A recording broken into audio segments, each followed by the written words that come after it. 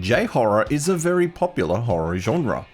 While the origins of Japanese horror date back to ghost stories of the Edo and Meiji periods, elements of these stories are still alive today.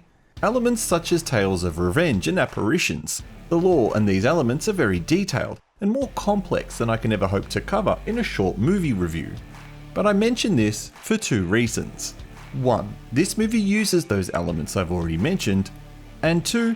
This is a movie from director Norio Tsuruta, one of the most notable Japanese horror directors, and the man behind such hits as Ring Zero Birthday, Premonition, and the long-running Scary True Stories series. His latest movie, The Perilous Internet Ring, is a departure from his previous works, including this film, as he tries his hand at directing a Chinese horror film, a genre which is notoriously difficult to produce good results. A review of that movie is coming very soon. But in this video review, we're going to check out a movie that may have flown under your J-horror radar. It definitely flew under mine. Hi, I'm the Arty Dans from Asian Film Fans, and welcome to this review of the Japanese horror movie Talk to the Dead.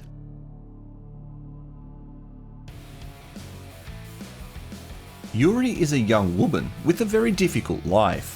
Forced to look after her stepbrother when her mother decides to run off with a new lover, she takes on the new role of breadwinner while trying to juggle an office job and save money to pay off her mother's debts.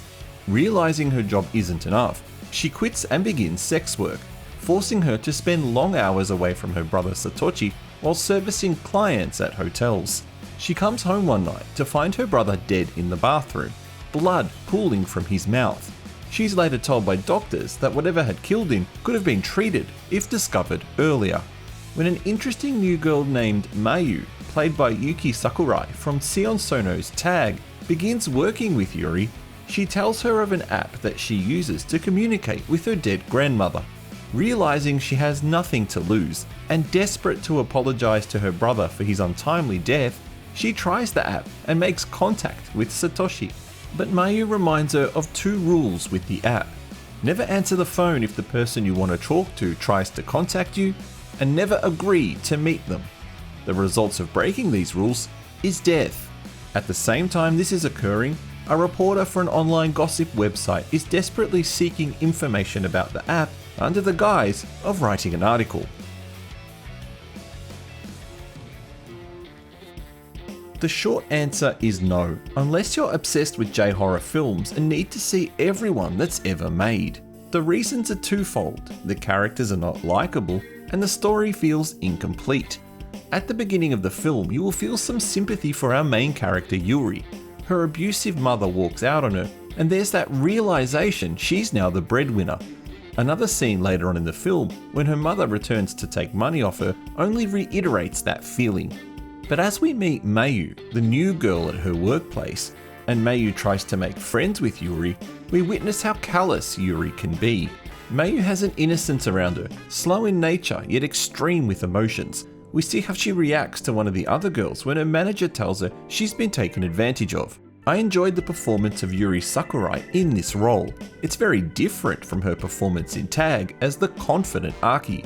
It's almost hard to believe it's the same actress. Thus, there is a scene later in the film where Mayu appears to reach out to Yuri, and she seems to disregard her distress and could have atoned for the mistakes she made with Satoshi. The issues with the story of the film can be broken down into two parts. One is the actual plot of the movie and the relevance of the reporter character, and the other are the rules using the app. First, the reporter character. She doesn't seem to have a purpose in the film, and she doesn't appear to have any relation to Yuri. They don't ever meet up or have any connection via other characters. So then we get two character arcs in the film that are unrelated that could have stood on their own in a short horror anthology type movie. Perhaps this movie actually would have worked better if it was three stories based on three different characters who use the app for their own personal reasons. In the end, the reporter finds someone who can get her access to the app. She finds out what she needs to find out, and she confronts the person she thinks caused the problems. But her conclusion seems tacked on in the film as it occurs during the climax of Yuri's story, which is ultimately more interesting and satisfying. The second issue with the story is the rules. One of the rules states not to answer the phone if the dead try to call you, but I don't recall a stage during the movie where the dead tried calling the living, so why add it as a rule? The other rule about not agreeing to meet with them makes sense, and it's highlighted a few times. Unless I missed a scene where the dead tried to call someone, I just don't think it needed that extra detail that essentially went unused.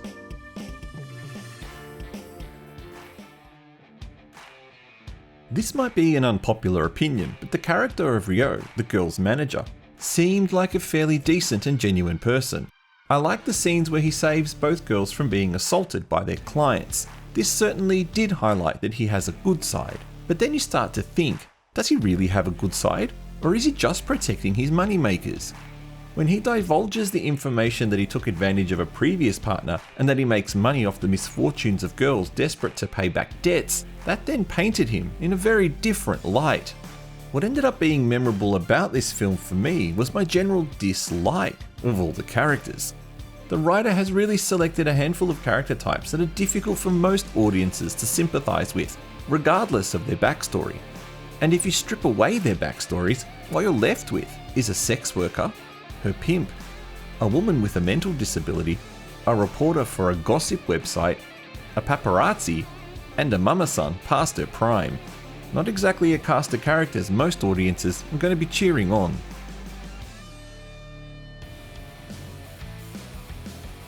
But this is still a horror movie, and as long as the horror elements are good, then the loathsome characters can be forgiven, right? Well, if you're after a scare a minute, then this is the wrong movie. Indeed, this is the wrong genre for you. J-horror is usually all about the build-up.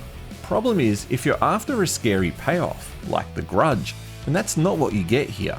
It's that theme of revenge I touched upon in the intro that's actually played out here.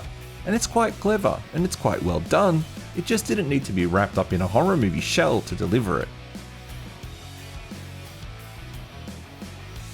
On top of the characters and story issues, the general B-grade feeling of the movie just adds to the reasons why this is probably a movie to avoid. I'm still looking forward to the perilous internet ring, just to see the results of what a Japanese director, like Norio Tsuruta, can do within the Chinese horror movie regulations. But this movie gets an unfortunate thumbs down. Sorry J-horror fans, this is probably one to miss. If you've seen it, what did you think? Thank you for watching this review. Please don't forget to press the like button and consider subscribing to support the channel.